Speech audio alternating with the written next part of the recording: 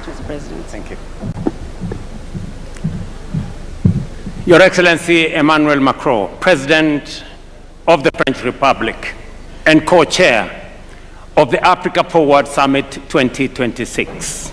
Excellencies, heads of state and government, honorable ministers, captains of industry, distinguished delegates, ladies and gentlemen. It is a profound honor and privilege to welcome you to the Africa Forward Summit 2026 here in Nairobi, Kenya, the cradle of humankind, the birthplace of our shared human history, and the origin of wonder. Wherever you come from, you are not merely visiting. You are returning to the very beginnings of humanity.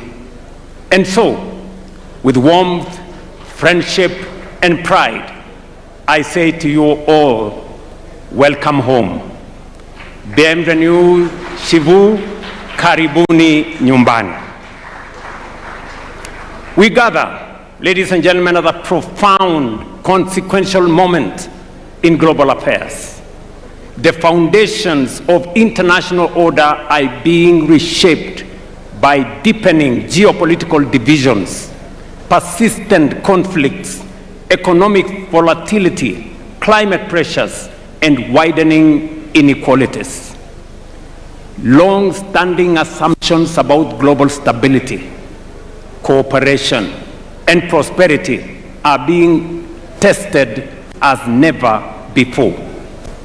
At the same time, shifting centers of influence, changing trade alignments, and the reconfiguration of global supply chains are redefining the architecture of the world economy itself.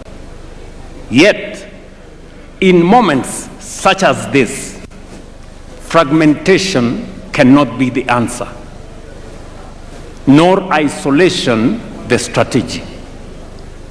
The times before us demand stronger cooperation, renewed multilateralism, and partnerships grounded not on hierarchy, but in sovereign equality, mutual respect, and shared responsibility. It is not how we do it. It is in that spirit that we convene this summit, grounded in our shared conviction that enduring partnerships must not be built on dependency, but on sovereign equality, not on aid or charity, but on mutually beneficial investments, and not on extraction or exploitation, but on win-win engagements. Excellencies, ladies and gentlemen, Africa and France have a unique opportunity to forge a forward-looking partnership that delivers shared progress while advancing Africa's long-term economic transformation.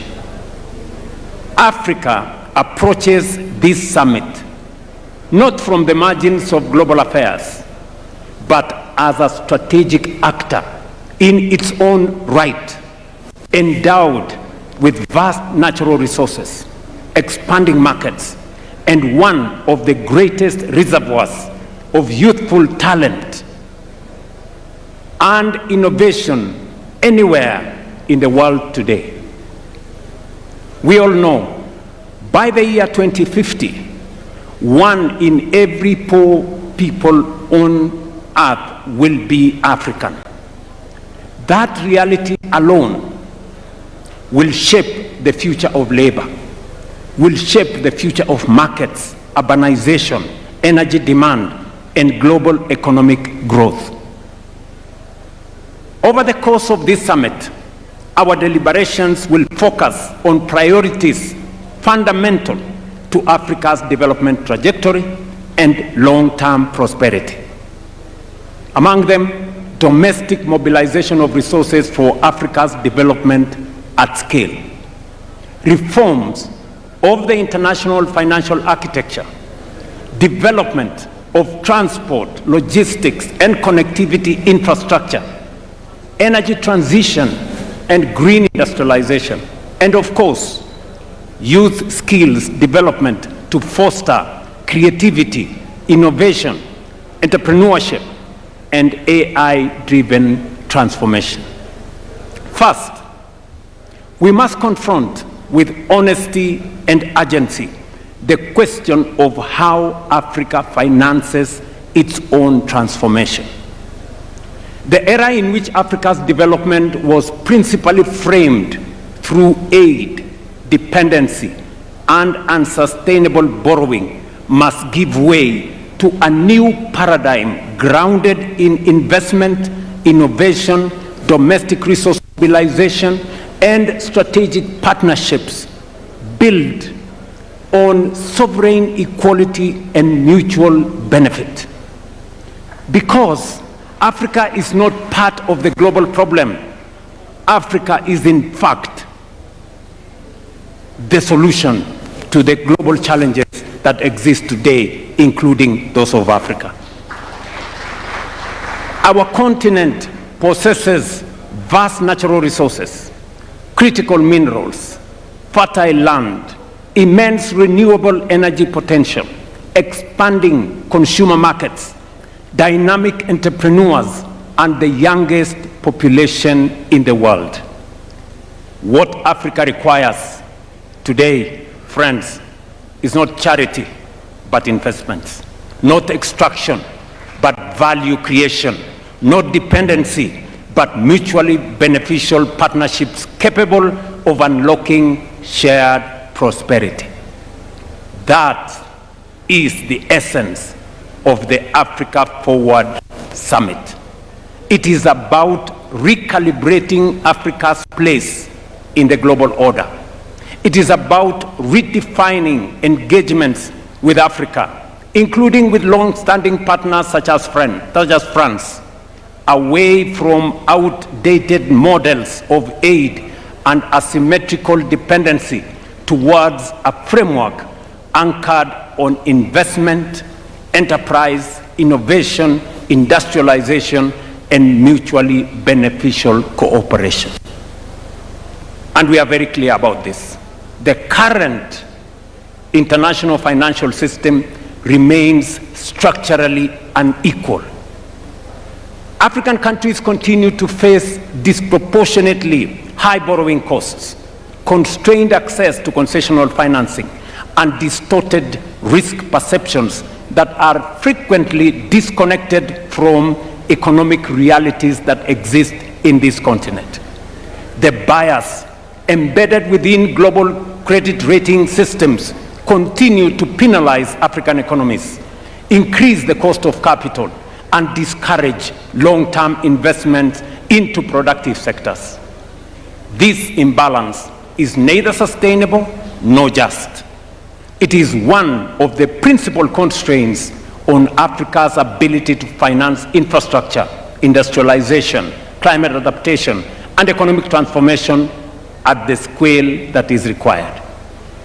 That is why Africa has supported the establishment of the African Credit Rating Agency, an important step towards ensuring fairer, evidence-based, and context-sensitive assessment of African economies and investment opportunities.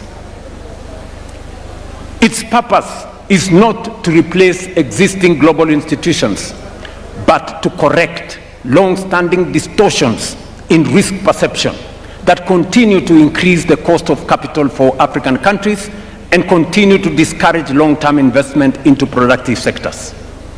At the same time, we must recognize that the World Bank and the International Monetary Fund alone cannot finance Africa's development ambition. We have to be realistic. Even as reform efforts continue, the scale of Africa's transformation requires us to rethink the sources, structures, and instruments of development finance itself. Africa must increasingly finance Africa. Let me repeat that. Africa must increasingly finance Africa. What do I mean? Across our continent, enormous pools of domestic capital remain underutilized. Africa today holds more than $4 trillion in long-term domestic savings, including over $1 trillion in pensions and insurance assets, and more than $500 billion in central bank reserves. I am not talking about Europe, I'm talking about Africa.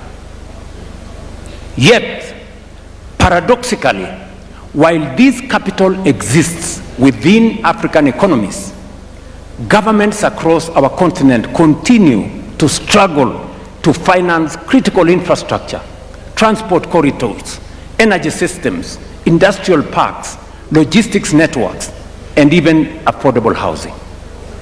There is capital in Africa, but Africa's development projects remain starved of financing. The issue, therefore, is not liquidity. It is risk architecture.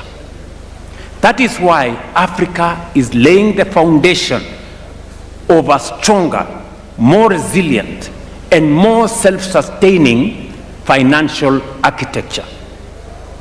Kenya, therefore, reaffirms its very strong support for the Alliance of African Multilateral Financial Institutions as a strategic platform for coordinating capital mobilization, risk sharing, and project execution across our continent. You remember, colleagues, that we did endorse at the last AU summit the Alliance of African Multilateral Institutions, starting with the World Bank and all the other institutions. Through institutions such as the Africa Development Bank, Africa Export-Import Bank or Afrexim Bank, Africa Finance Corporation, the Trade and Development Bank, Shelter Afrique Development Bank, Africa 50, and Africa Trade and Investment Development Insurance, Africa is steadily strengthening its capacity to finance infrastructure, industrialization, trade, housing, climate resilience, and economic transformation. These institutions are more than financial intermediaries. They are instruments of African agency, strategic sovereignty, and collective self-determination. Friends, we must believe in ourselves. That is why we strongly support the recapitalization of African Trade and Investment Development Insurance as a critical pillar of the new Africa financial architecture for development. And I must thank the President of the Africa Development Bank, who is right here with us, for spearheading this effort together with all the other multilateral institutions. This is because Africa does not need more fragmented institutions. Africa needs coordinated financial firepower, capable of financing infrastructure, industrialization, trade corridors, and energy transformation in our continent on our terms. It is in this spirit that the proposed new Africa financial architecture and development framework, NAFAD as we are calling it, seeks to align African multilateral institutions, sovereign investment platforms, pension systems, development banks, and private capital behind a coordinated continental investment strategy. Its objective is simply and simple but transformative: to retain more African savings within Africa and channel them into productive, bankable, and transformative sectors of our economy. NAFAD is designed to unlock long-term domestic institutional capital by creating credible project pipelines, harmonizing investment frameworks, strengthening regional capital markets, and establishing mechanisms that de-risk strategic public investments.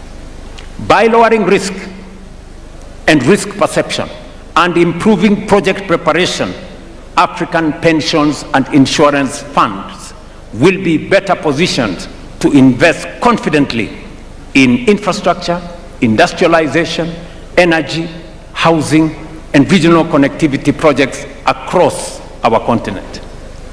And by the way, I am still talking about resources that are African, our own resources. Ultimately, NAFAD represents Africa's collective effort to build financial sovereignty by aligning African institutions, African savings, and African capital markets behind Africa's development priorities. And Kenya has already begun implementing the elements of this vision through the establishment of the National Infrastructure Fund, a platform designed to mobilize long-term domestic capital into strategic national projects. Already, our new National Infrastructure Fund has mobilized approximately $1 billion in the last 4 months, demonstrating the enormous potential that exists within African economies themselves. And this is money we have just mobilized here in Kenya. As government, we are deliberately partnering with the private sector to build confidence, reduce risk, and crowd in investment into transformative public infrastructure. Our objective is simple: to create credible mechanisms through which private capital can participate securely and profitably in Africa's growth story. Kenya's experience demonstrates what domestic resource mobilization can achieve. Over the last 3.5 years, we have mobilized nearly $4 billion locally for our affordable housing program.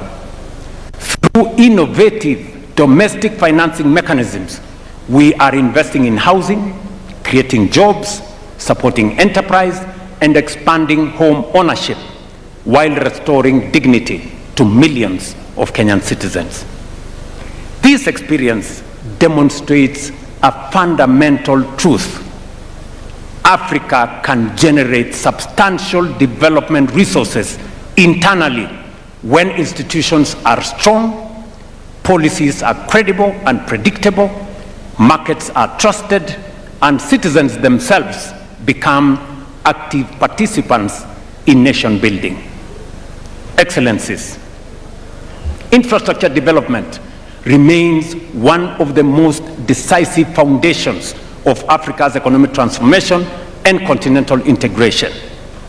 Africa's infrastructure financing gap continues to constrain productivity, continues to increase the cost of trade, weaken industrial competitiveness, and fragment markets across our continent. According to the Africa Development Bank, Africa requires between $130 and $170 billion annually for infrastructure investment, with financing gaps estimated at between $70 and $100 billion every year. Bridging this gap will not happen through public borrowing alone. It requires innovative financial instruments, blended finance mechanisms, de-risking facilities like the one I have talked about, and strong public-private partnership capable of unlocking institutional capital at scale. But the broader challenge before us is continental. We must accelerate investment in transport corridors, in ports, rail systems, roads, aviation connectivity, and integrated logistics ecosystems capable of binding Africa together into one competitive economic space under the Africa Continental Free Trade Area. Because Africa cannot trade effectively with itself while its economies remain disconnected from one another. Connectivity is not merely about infrastructure. It is about competitiveness. It is about regional value chains. It is about food security, and it's about industrialization. And ultimately, it is about shared prosperity. Equally critical is the question of energy. That is why we must fundamentally restructure and strengthen Africa's financial architecture to mobilize the scale of capital required to finance this transformation on African terms. Excellencies, Africa possesses some of the greatest renewable energy potential anywhere in the world, from geothermal resources in the Rift Valley and on to immense opportunities in solar, wind, hydroelectric power, and green hydrogen across our continent. Africa, therefore, has a historic opportunity, not merely to participate in the global energy transition, but to help lead it. But for Africa, the energy transition must also be a development and an industrialization transition. We must accept a future, and we cannot, let me repeat that, we cannot accept a future in which Africa simply exports raw green minerals, while industrial value addition, advanced manufacturing, and technological innovation take place elsewhere. That model belongs to the past. Africa must become a competitively industrial hub powered by clean energy, modern infrastructure, innovation, and strategic investment partnerships. Green industrialization presents our continent with an opportunity not only to contribute meaningfully to global climate solutions, but also to create jobs, expand manufacturing capacity, strengthen exports, deepen regional value chains, and accelerate structural economic transformation. Excellencies, ladies and gentlemen, perhaps Africa's greatest strategic asset is its people. This demographic and the demographic reality that it presents will profoundly shape the future of labor markets, the future of technology, urbanization, consumption, innovation, and of course, economic growth. Our youth population is not a burden to be managed. It is an extraordinary strategic advantage to be invested in. But demographic potential does not automatically become demographic power. It must be deliberately cultivated by education, skills development, research, digital inclusion, entrepreneurship, and technological innovation.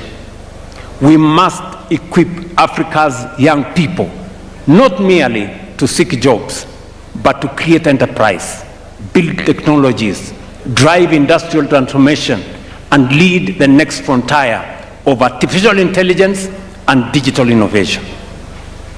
And across our continent, this transformation is already underway. From Nairobi to Lagos, from Kigali to Cape Town, young Africans are redefining finance through fintech, transforming agriculture through technology, expanding digital commerce, building globally competitive startups, and creating solutions capable of shaping industries far beyond our borders. What they require is access. Access to quality education, access to digital infrastructure, access to affordable capital, access to markets, and of course, they will create the opportunities necessary. Ladies and gentlemen, none of these ambitions can be fully realized without peace, stability, and effective multilateral cooperation. Peace, security, and development remain inseparable foundations of sustainable progress. Yet across parts of Africa and beyond, protracted conflicts, violent extremism, unconstitutional changes of government, terrorism, organized crime, and climate-related insecurity continue to undermine stability, weaken institutions, and constrain economic advancement.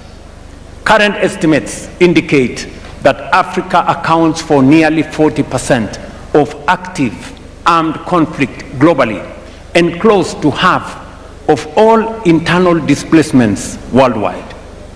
These figures underscore both the scale but also the urgency of the challenges confronting our continent. We must therefore reaffirm our collective support for African-led peace and security mechanisms, including the Africa Union Peace and Security Architecture, predictable financing, institutional capacity, and international cooperation in support of lasting peace. But lasting peace cannot be secured through military response alone. Peace requires confronting the structural drivers of instability: poverty, exclusion, unemployment, inequality, weak institutions, climate vulnerability, and the absence of economic opportunity, particularly for young people. That is why strengthening Africa's strategic autonomy in matters of peace and security remains an imperative. And it is why we reiterate with clarity and conviction the urgent necessity of reforming global peace and security governance, particularly the United Nations Security Council. It is both indispensable and unconscionable that a continent of nearly 1.5 billion people, represented by 54 sovereign states and constituting one of the largest blocs within the United Nations, continues to remain excluded from permanent representation on the Security Council. Such inequality, ladies and gentlemen, such inequality erodes legitimacy, undermines credibility, and diminishes confidence in multilateral systems itself. No global governance architecture can credibly claim to be democratic, to be representative, to be just, or fit for purpose, while a substantial part of humanity remains absent from the table where the world's most consequential decisions are made. The time has come, therefore, for the international community to recognize without ambiguity or without delay that Africa cannot and will not and must not remain subject to decisions taken without its equal voice on the table. The reform of the Security Council is not merely an institutional adjustment. It is a moral obligation. It is a strategic necessity. It is indispensable to restoring trust, legitimacy, and confidence in the international order itself. Kenya, therefore, remains steadfast in its support for the common African position as articulated in the Ezulwini Consensus and the Sixth Declaration, which calls for Africa to be accorded permanent representation on the Security Council with all the prerogatives and privileges of permanent membership alongside additional non-permanent seats. Excellencies, ladies and gentlemen, Africa does not need privilege, but fairness. We don't need exclusion, but inclusion. We do not seek confrontation, but partnership anchored on mutual respect, shared responsibility, and of course, shared progress. This summit, therefore, presents us with an opportunity to define a new era of engagement between Africa and its partners, an era based not on dependency, but on dignity, not on extraction, but on value creation, and not on short-term transactions, but on long-term shared prosperity. Because the Africa we envision is an Africa of confidence, an Africa of ideas, an Africa of innovation, an Africa of enterprise, an Africa that believes in itself, invests in its people, mobilizes its own resources, and engages the world as an equal partner in shaping balanced, prosperous, and peaceful global future. Africa is rising, determined to shape its own destiny, and increasingly prepared to shape the future of the world itself. That is the Africa Forward agenda. An agenda grounded not on dependency, but in sovereignty, not in vulnerability, but in resilience, and not in limitation, but in possibility. That is the Africa whose time has come. Excellencies, ladies and gentlemen, Kenya is deeply honored to co-host this summit here in Nairobi. We look forward to productive deliberations, practical outcomes, and enduring partnerships capable of advancing prosperity, stability, dignity, and shared progress for our people and for future generations. I thank you for your kind attention. Thank you very much.